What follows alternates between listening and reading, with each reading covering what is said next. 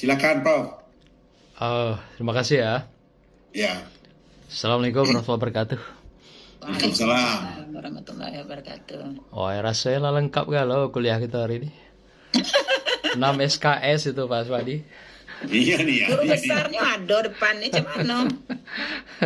Rasanya tidak ada lagi celah ya gitu kan. Kalau sudah bicara tentang seorang ibu ya hari ini ya. Luar biasa ya. Bu Irda, tambah lagi tadi dengan berbagai dialog dan ditutup oleh Kak Misih ya. Yang luar biasa tentang pertanyaan Prof Ridwan ya.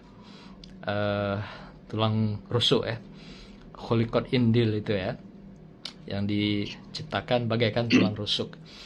Nah, nanti kita coba lihat pula ya. Tapi yang jelas bahwasanya pembicaraan kita hari ini emang luar dari biasanya ya. Bukan saja luar biasa, luar dari biasanya gitu ya. Kalau yang lain atau sudah dari hari pertama kita bicara biasa-biasa lah ya dalam konteks keilmuan. Tapi hari ini luar biasa. ini luar biasa, Prof. luar dari biasanya, Prof. Sudah melewati lintas kemanusiaan ya gitu ya. Saya melihat dari sisi lain mungkin ya, kalau apa yang sudah sampaikan Bu Wirda itulah adanya yang benar ya, yang pas. Nah, tapi saya melihat satu yang perlu diingat, setiap kelahiran anak itu dalam teori neuroscience itu 1 kilogram anak itu terkandung 1 triliun sel. Itu teori penelitian begitu. Jadi 1 triliun anak itu 1 kilogram itu 1 triliun. Bayangkan anugerah Allah yang diberikan pada manusia yang harus diawali ya dari rahim seorang ibu itu. Nah ini luar biasa. Itu tidak bisa dicampur tangani oleh seorang bapak. Ibulah yang bisa mau diapakan yang sel-sel saraf triliunan itu. Maka itu kalau anak lahir misalnya 2 kilo, berarti dia sudah punya bekal 2 triliun sel saraf. Maka itu kalau hari ini itu kan ada teori-teori pendidikan anak usia dini. Nah, bahkan juga anak usia dini itu pendidikannya dimulai dari dalam kandungan. Nah, kalau mulai dari dalam kandungan berarti kan dari rahim seorang ibu. Dari kasih cinta yang diawali, disemai dari seorang ibu. Bahkan kalau psikologi awal itu menyarankan jangankan dari dalam kandungan, dari ketika menetapkan calon suami, istri itu pun sudah disemai benih-benih untuk melahirkan anak-anak yang betul-betul berkapasitas tadi. Berkapasitas, punya potensi, power, punya kekuatan saraf yang luar biasa. Nah ini fungsinya itu. Maka itu disinilah memang peran awal ketika seorang ibu membingkai seorang anak yang akan menapaki kehidupannya itu luar biasa.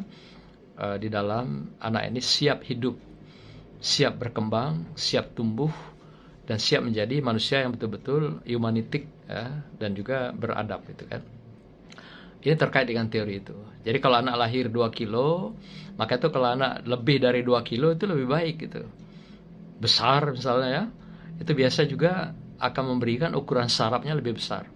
Yang kecil, anak prematur, ini biasanya agak lemah juga anaknya di dalam dia menjalankan kehidupan.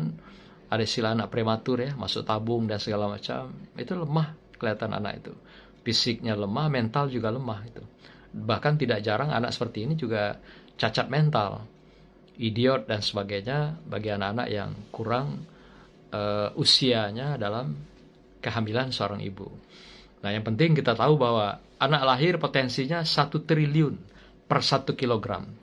Disinilah pentingnya seorang ibu membuat kehamilannya sehat, gitu. Membuat dia dengan segala bayinya itu dalam keadaan pikiran tenang, damai. Nah maka itu kegelisahan, salah satu misalnya tadi Kiai Rahman, kalau ada seorang ibu yang misalnya ngidam, dikabulkan enggak? Nah intinya kan bagaimana adanya dekapan kasih seorang suami ketika istri hamil. Itu yang paling penting. Coba kalau tidak dipenuhi, dia akan membawa dampak efek psikologis, pikiran, hati yang tidak tenang, dan itu berefek pada bayi di dalam kandungannya gitu. Jadi kalau minta pempek, kasihlah pempek gitu kan. Yang susah itu kalau tengah malam minta belimbing. Kemana nyarinya kan? Kacau itu kan. Nah, tapi betul tadi Bu Ira bilang, secara psikologis, wanita itu minta didekap gitu ya. Bukan dekap dengan fisik baik, tapi dekapan hatinya itu. Sehingga itu adalah refleksi dari dalam, ketika itu si anak memang membutuhkan keteduhan kedamaian itu yang didekap oleh seorang suami. Dekapan itulah dekapan psikologis ya, bukan biologis. Psikologisnya itu yang membuat dia nanti akan turun menjadi vibra, getaran yang mengalir ke kasih sayang ibu masuk ke dalam sang cabang bayi. Yang kedua, kita melihat perspektif yang berbeda, psikologi komunikasi ya, neuroscience. Tadi Bu Ira sudah bilang, wanita punya kapasitas 20.000 dalam bicara. Benar itu. Kenapa? Karena otak wanita itu kan melebar gitu ya. Kalau laki-laki dia lurus gitu. Nah, maka itu wanita itu sangat pandai dia menggunakan hemisfer kiri, hemisfer kanan. Otak kiri, otak kanan. Dalam satu gawe, satu pekerjaan, dia bisa mencakup 5 pekerjaan yang lain. Laki-laki enggak. Satu pekerjaan, satu itulah. Ya, betul. Fokus dengan satu hal itulah. Dia tidak bisa menggunakan otak kiri, otak kanan itu dalam waktu bersamaan. Enggak bisa. Memang kapasitasnya berbeda di situ. Jadi kalau laki-laki yang cerdas, berarti dia menggunakan otak kanan saja. Kalau laki-laki yang hanya bisa kelihatan serius, ya bawaannya dalam kondisi tertentu, berarti otak kirinya lah yang berperan banyak. Gitu. Tapi wanita tidak. Dalam waktu bersamaan, dua-dua otak itu jalan. Ya, jadi artinya dia bisa menampung dari kiri kanan, dari atas bawah dan semuanya. Maka itu wanita lebih sensitif. Karena sensorinya banyak yang berperan hidup dalam waktu yang bersamaan. Sensinya tinggi gitu. Itu kenapa kalau diasumsikan wanita lebih cemburunya lebih tinggi. Jealous kalau istilah psikologi perkembangan itu. Dia memang itu. Lapisan jealous wanita itu ada 7. Lapisan jealous pria itu hanya 3. Itu kalau lihat dari lapisan kecemburuan itu. Jadi wanita 7 lapis, 7 level dia punya kecemburuan itu. Jadi kalau sampai level tertinggi, itu suaminya bisa diracuninya gitu. Sampai begitunya itu. Artinya kalau level tertinggi puncak jealous itu seorang wanita, itu tadi kena otak kiri otak kanan itu sensinya tinggi gitu. Jadi sensitivitas itu ada pada perempuan sebenarnya. Pada perempuan lah sangat tinggi. Nah itu kalau sensitivitas kan dari otak kanan turun ke sana. Nah maka itu walaupun dalam konteks wanita punya kapasitas komunikasi bahasa kata yang begitu besar, tapi diingatkan dalam psikologi itu tidak boleh ada beberapa kata yang tabu, tidak boleh diucapkan oleh seorang ibu. Apalagi ketika dia sedang dalam kehamilan atau juga anak ini sudah dalam kondisi lahir. Seperti Bu Wirda tadi bilang, karena ucapan seorang ibu itu satu sisi doa, harapan, satu sisi juga itu adalah merupakan vibra. Vibra itu getaran, gelombang yang langsung masuk ke saraf anak. Karena vibra itu mulai dari rahimnya sudah terbangun, terbingkai dengan baik. Maka itu dilarang dalam psikologi itu mengeluarkan kata-kata, apalagi dia kalau seorang guru misalnya. Seperti misalnya labeling yang negatif, kata-kata misalnya begini, kamu bodoh, kamu nakal, kamu bengak. Kalau bahasa Jambi itu, kamu selontok. Selontok, tahu tidak selontok? Itu bahasa bahasa Pak Gubernur tempo hari ya, yang mantan kita. Selontok itu kalau dia ngomong pasti selontok anyut. Selontok itu kan mulut ngango gitu, ikan itu. Apa yang ngado, mau masuk galau itu. Dia tidak ada berjuang, tidak bergerak, tidak kreatif. Itu ikan selontok itu, ngango terus gitu. Itu gawe udah ngango tidur. Itu selontok itu namanya. Nah, ternyata labeling ini tidak boleh pada anak. Karena itu juga menjadi doa vibra dari lisan ibu yang ngalir dari hati dan pikirannya akan masuk ke gelombang saraf seorang anak. Yang kedua, ancaman-ancaman misalnya. Awas kamu, kalau nggak selesai ini, kamu saya tinggal. Kamu nggak saya berikan baju lebaran. Ini kan ancaman-ancaman, padahal anak tergantung dari ibu, dari orang tua. Kalau nggak beli baju lebaran dari emak, dari mana dia dapat? Maling emangnya. Nah, ini kan memukul saraf anak, membuat anak juga tidak bisa memicu sebuah prestasi, memicu sebuah spirit di dalam kehidupannya. Demikian juga perbandingan. Kamu kok bengak nian, kamu kok lolo nian, si anu be bisa. Si anu be lebih pandai tuh. Si anu bisa berprestasi. Nah, istri juga kadang-kadang sering melakukan hal yang sama dengan suami. Hati-hati, Bu. Ya, si anu bisa beli mobil. Abang lebih pandai, lah manajer, tidak bisa jadi apa-apa. Gitu ya. Apalagi hal-hal lain. Si anu bisa 5 kali, abang sekali tidak telap. Ini bahaya nih, Bu. Ya, bahaya itu. Itu mematikan sebuah energi dan jati diri. Dan kalau itu sering ibu ucapkan, ini selain mematikan emosi anak, prestasi anak, membuat anak juga tidak berani berkreasi gitu. Khawatir tadi dengan suami, kalau sering itu diucapkan, kalau suami tidak gairah lagi kan, yang tadinya poten jadi impoten. Nah, ini bahaya itu. Jadi jangan sering-sering mengucapkan kata-kata demikian, membandingkan si A dan si B. Demikian juga kata-kata yang terkesan emosi. Misalnya anak satu saat menangis. Tangisan itu kan ketika kata-kata tidak lagi mengungkapkan sesuatu, tidak bisa lagi mengatakan sesuatu, maka dengan air mata. Maka gitu juga kadang-kadang perempuan ingin menyatakan cinta sayangnya yang puncak pada seorang pria, nggak sanggup, tapi diungkapkan dalam air mata. Nah, itu arti fitrah itu. Jadi jangan ketika orang menangis itu dianggap, gitu aja kamu cengeng. Itu nggak boleh itu dalam bahasa psikologi. Jadi biarkan air mata itu terurai, itu bahasa komunikasi sebenarnya. Ketika seseorang tidak mampu lagi mengungkapkan, tidak sanggup lagi mengungkapkan sesuatu, mengatakan sesuatu, menyatakan sesuatu, maka air mata lah yang mengatakan dengan tulus, dengan tulus ikhlas pada orang lain. Jadi kalau laki-laki menangis depan wanita, ibu harus pahami itu air mata itu adalah komunikasi yang lahir dari fibra hati. Sambutlah air mata itu dengan senyum. Jangan pula dengan bentakan. Alah gitu be nangis. Jangan. Air mata itu ungkapan yang memang dari lubuk hati yang paling dalam. Ya, itu luar biasa, harus kita terima sebagai sebuah realita kemanusiaan. Yang kedua, kata-kata yang juga sangat mengganggu anak, yaitu kutukan-kutukan ya.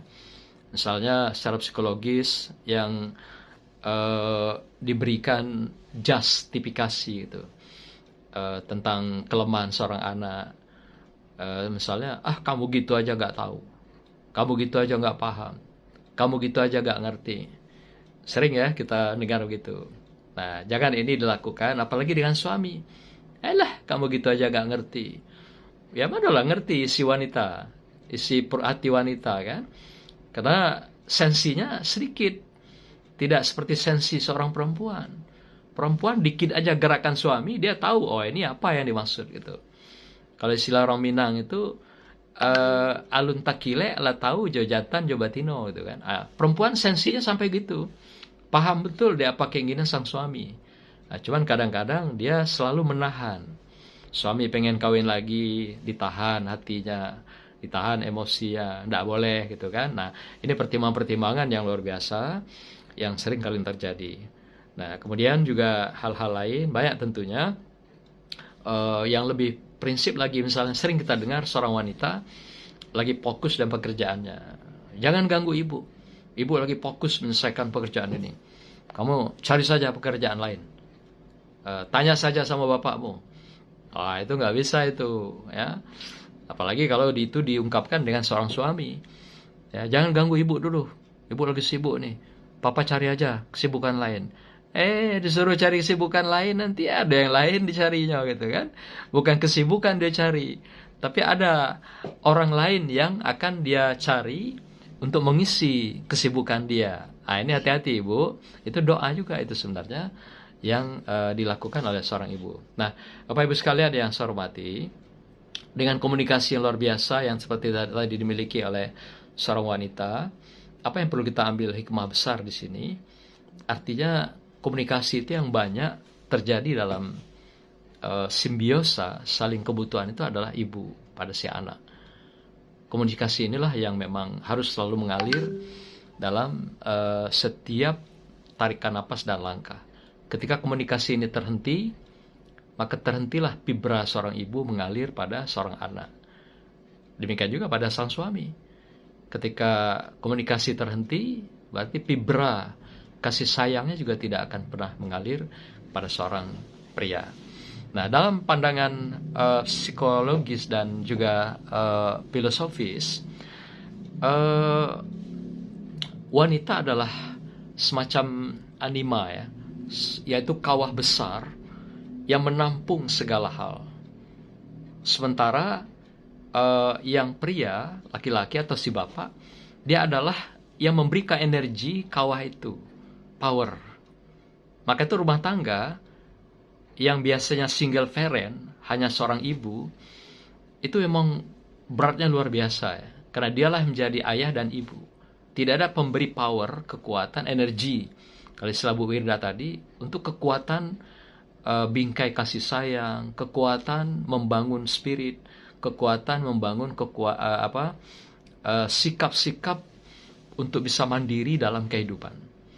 Dan tidak jarang anak yang dibesarkan oleh seorang ibu itu libido keibuannya yang lebih mendominasi, lebih kepada keibuan maritalnya gitu, ketimbang ke gentle seorang bapak. Nah, maka itu seorang anak yang dibesarkan dalam rumah tangga ayah dan ibu, disinilah balancingnya seorang anak manusia sebagai luar biasa yang anugerah Tuhan, sehingga dua karakter itu dia bisa akan miliki. Kelembutan, keteduhan, kasih sayang itu dia lahirkan dari seorang ibu. Tapi rasa proteksi, tanggung jawab, spirit, dan kekuatan menghadapi semua kenyataan itu adalah seorang ayah. Jadi ayah adalah pemberi potensi, power, proteksi, dan aktualisasi dalam kehidupan. Si ibu adalah membenihkan, menyiapkan, menumbuh subur kembangkan, sehingga betul-betul persemaian itu menjadikan seorang anak siap, mampu untuk dikembangkan oleh seorang ayah dalam kehidupan. Jadi luar biasa kalau ada seorang ibu yang dialah ayah, dialah ibu, luar biasa. Kita boleh angkat topi di sana, karena dia akan memerankan dua fungsi sekaligus, sehingga menjadikan anak itu betul-betul manusia yang powerful dan juga poten, tapi bukan melahirkan anak yang impoten. Terakhir, saya ingin bercerita tentang tulang rusuk tadi. Umi Hawa pernah ditanya, apa yang dilakukan Umi Hawa ketika dia bangun tidur setiap hari? Lalu ada yang menjawab macam-macam, ya, membersihkan rumah, menyiapkan makan untuk Bang Adam, gitu ya, segala macam. Tapi ternyata jawabannya enggak. Jawabannya adalah Umi Hawa setiap bangun tidur dia menghitung rusuk Adam.